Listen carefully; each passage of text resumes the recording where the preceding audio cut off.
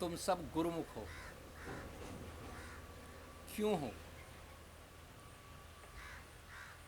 गुरुमुख किसे कहते हैं? जो गुरु की आज्ञा में चले, जो गुरु के मुख से निकले हुए शब्द को अपने अंदर धारण कर ले, वो गुरुमुख कहलाता है। और जिसमें परमात्मा का वासा हो गया, चाहे वो शिष्य हो, पुत्र हो, कोई भी हो, वो नमनीय हो जाता है, वो नमन के योग हो जाता है, भले चाहे वो पुत्र ही क्यों ना हो, है ना। तो इसलिए तुम सबको भी, मैं भी अपने हृदय में अभिवादन करता रहता हूँ, क्योंकि जिसका मैं सेवक हूँ वो तुम्हारे अंदर भी है। परंतु तुम उसको प्रकट करो। ये संसार कर्म चक्र पर चलता है। यहाँ तो जो जैसा करेगा वैसा वो भरेगा। और गीता ये कहती है, भगवान श्री कृष्ण कहते हैं, न तदस्ति पृथ्वी हम दिव्य देवेशु आपने सक्तम प्रकृति जेर मुक्त यदि भी सातत्य भिर्गुणे। अर्जुन को समझा रहे हैं कि अर्जुन, इस लोक की तो कोई बड़ी बात नहीं, दिवी देवेशु आपने, देवी देवता, फिर उससे भी आगे जहाँ लोक लोकांतर हैं, जहाँ तक सृष्टियाँ हैं, वहाँ तक कोई भी जीव प्रकृति के द्वारा बंधे हुए सतोगुण रजोगुण तमोगुण के सूत्र के से बंधे हुए कोई प्राणी ऐसा नहीं है जो कर्म से बचा हुआ। सब बंधे हुए हैं, यानी कि देवता भी बंधे हुए हैं, ऋषि मुनि साधु संत भी बंधे हुए हैं। इतना है, कोई सतोगुण से बंधा हुआ है, कोई रजोगुण से बंधा हुआ है, और कोई तमोगुण से बंधा हुआ है, लेकिन बंधे हुए सब हैं। प्रकृति के जाल से कोई नहीं बचता। अब जब कर्म करेगा आदमी, तो उसका भुगतान भी उसको देना होगा, फल भी उसका जरूर होगा। तो फिर जीवन मरण शुरू हो जाएगा। और एक जन्म में अच्छाई करी, दो जन्म में अच्छाई करी, तीसरे में कोई गलती भी हो सकती है, तो फिर उसका पतन होना शुरू हो जाता है। तो कर्म बहुत बलवान है। तो ऐसे में ही भगवान श्री कृष्ण कहते हैं कि परमात्मा की प्राप्ति के लिए प्रयत्न करो। भक्ति मार्ग भी एक साधन मात्र है। जैसे हमारा पेट रोटी से और सब्जी से भरेगा, लेकिन सब्जी खाने के लिए हमें नमक भी चाहिए, मिर्च मसाले भी चाहिए, छोंक भी चाहिए, सब कुछ चाहिए ना। लेकिन उनकी आवश्यकता नहीं है, परंतु वे क्यों बनाए जा रहे हैं? उसे टेस्टेड कर देते हैं, जैसे वो आराम से करा जाए। ऐसे ही भगवान के ध्यान का लक्ष्य पूर्ति कराने के लिए तप, जप, कीर्तन, व्रत, उपवास आदि, या महापुरुषों के अवतारों के विभूतियों के पद चिन्हों पर चलना, उनके जैसे आचरण करना, ये सब सहायक बनते हैं। ये खेत की बाढ़ का काम करते हैं।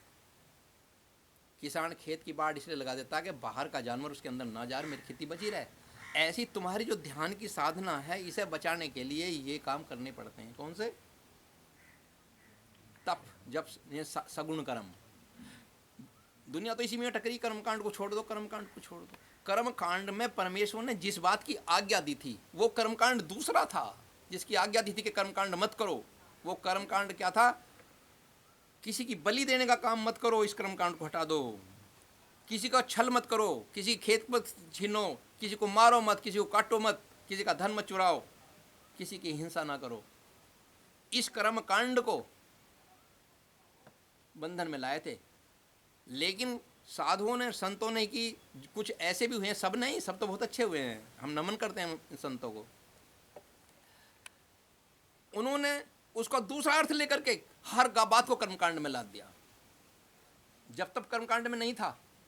ये तो उपासना की साधन सहायक सामग्री थी, इन्हें कर्मकांड में डाल दिया। हटा दो, तोड़ दो मंदिर, कोई जरूरत नहीं। भगवान राम कुछ नहीं है, श्री कृष्ण जी कुछ नहीं है, छोड़ दो सबको। परमात्मा का कोई शरीर नहीं है, कोई आकार नहीं है। अरे भाई, यदि परमात्मा निराकार है, मैं भी मानता हूं, लेकिन वो, उसका भी एक शरीर है। तुम सातवें शरीर में हो, उसका ऐसा शरीर नहीं है चमड़े वाला। वो तो ब्रह्म शरीर में रहता है, ऊर्जीय शरीर में रहता है, ज्योतिपुंज महाशरीर में रहता है। लेकिन उसके अंदर भी तो चित्त, बुद्धि और मन है। यदि परमात्मा में चित्त, बुद्धि और मन नहीं होते, तो हम चूंकि उसी के अंश से बाहर निकल के आए हैं, हम में भी ये चीज नहीं होती। वो परिपूर्ण है, और पूर्ण ही शरीर तुम्हारे बनाए हैं। सारी शक्तियां जो उसमें हैं, सारी तुम में भी भरी है, बस उजागर तुम नहीं कर पाए, उसमें भरपूर रहती है, उजागर होती है। इतना ही अंतर रहता है। तो भक्ति का जो साधन है, ध्यान है, भक्ति परमात्मा ने इसलिए सौंपी थी वो मैं आपको बताता हूँ क्यों। जब काल ने ये सारी की सारी रूहें मांग ली परमेश्वर से वचन भरवा के, तो प्रभु ने वचनों में बंद करके ये सब दे दी कि जाओ तुम ले जाओ, दे दी। लेकिन काल ने इनको अपने माया जाल में फांस लिया, ये नीति बनाई। तो प्रभु जानते थे, तो उसने कहा काल मैं तुम्हें ये रूहें दे रहा हूं क्योंकि ये मेरा स्वरूप है। उस वक्त सब रूहें प्रभु का स्वरूप थी, प्रभु का जीव नहीं थी, स्वरूप थी उस वक्त। ले मैं ये तुझे दे रहा हूं, लेकिन ध्यान रखना जो अपने स्वरूप को जानता हुआ मेरे तक आने की कोशिश करे उसका तुम मार्ग नहीं रोकोगे, बाकी को तुम रोक लेना। कर्मकांड में चक्कर फंसा, ये तो उनको कह दिया, उन्होंने वचन दे दिया, हाँ ठीक है ऐसा ही करूंगा। अब जीवों को बुला करके कहा कि भाई हमने तुमको काल को सौंप दिया है, तुम्हें वहां जाना ही पड़ेगा, परंतु तुम एक काम करना, यदि काल के देश से मुक्त होना चाहते हो, वहां से आजाद होकर बंद छुटा करके आना चाहते हो मेरे पास, तो तुम एक मंत्र मत भूल जाना, तुम मेरे अंश हो, मेरे स्वरूप को मत भूल जाना, क्योंकि तुम मेरा स्वरूप हो, इसलिए अपने आप को मेरा स्वरूप अहम ब्रह्मास्मि का भाव रखना, मैं ब्रह्म हूं, मैं ब्रह्म, इस बात को मत भूल जाना, क्योंकि तुम मुझ में से निकले हो, तो मेरे स्वरूप को तुम धारण करे रखना, ये समझना कि मैं ब्रह्म हूं। यदि तुम्हारा ये भाव बना रहा तो काल की कोई लीला, कोई माया तुम्हारे पर नहीं चल पाएगी। जहां अहम ब्रह्मास्मि भाव है, जबान का नहीं, जबान तो धोखा दे देती है, ये कहने की बात नहीं है, हो जाने की बात है। जो अहम ब्रह्मास्मि भाव को अंदर धारण करते हो तो उसे फिर सारा संसार ब्रह्म में दिखाई देगा और उसके ध्यान में वो लगेगा। तो तुम इस मंत्र को मत भूल जाना, फिर तुम मेरे पास सीधे चले आओगे। फिर तुम्हें कोई, अगर अहम ब्रह्मास्मि का तुम्हारे अंदर ज्ञान है कि मैं ब्रह्म हूँ, मैं परमेश्वर का स्वरूप हूँ, तो मेरा स्वरूप तुम्हारे अंदर जाएगा और तुम्हारी हर जगह रक्षा करता चला जाएगा। फिर काल और महाकाल क्या बिगाड़ सकते हैं तुम्हारा। जाओ, इस बात को मत भूलना भाई, यही मेरा मंत्र है। इसलिए हमारे ऋषियों ने पहले अहम ब्रह्मास्मि कहलवाते थे, अब सोहमस्मि कहलाते हैं कि वो मैं हूँ, वो मैं हूँ, वो मैं हूँ। तो उसमें दो अंतर थे, एक वो और एक तुम, सो हम, एक वो और एक मैं। परमात्मा ने सो हम नहीं दिया, परमात्मा ने दिया अहम ब्रह्मास्मि कि मैं ही ब्रह्म हूं। अब एक ही रह गया, अब वो नहीं है, वो मैं ही ब्रह्म हूं। इसी ज्ञान को उन्होंने दिया कि तुम आगे संसार में बढ़ना और कहीं मार नहीं खाओगे। तो ये उसने बात कर दी। अब वो तो जो इस अहम ब्रह्मास्मि भाव से अपने आप को अहम ब्रह्मास्मि बना रहे हैं, वो तो भाव सागर से पार होते जा रहे हैं। बाकी जो कर्म कांड में फंसे हुए हैं, उनको कर्म चक्र लपेटे हुए हैं, उनके ऊपर यम का चक्र चलता रहता है, भगवान यम उस पर लगे हुए होते हैं।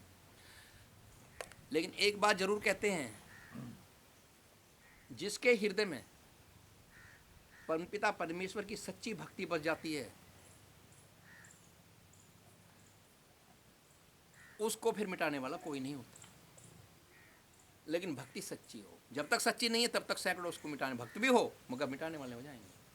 और जब सच्ची भक्ति आ जाती है फिर उसको मिटाने वाला कोई नहीं होता। और भक्ति एक बार धारण कर लो, श्री कृष्ण भगवान कहते हैं प्राप्त पुण्य करताम लोकान शित्वा शाश्वती समासुचि श्रीमंताम गेहि योग भ्रष्टो भी जायते अथवा योगिना भले भय धीमताम एतदे जन्म दुर्लभतरम यदि दृश्य। के अर्जुन, मनुष्य पुण्य कर्मों के द्वारा प्राप्त पुण्य करताम, पुण्य कर्मों के द्वारा लोकत्व शाश्वती समाज, जब इस देश को त्याग करके उस देश को जाता है जो मेरा देश है, चला जाता है, उस वक्त इसके कर्म साथ जाते हैं, किया धरा सारा का सारा साथ चला जाता है।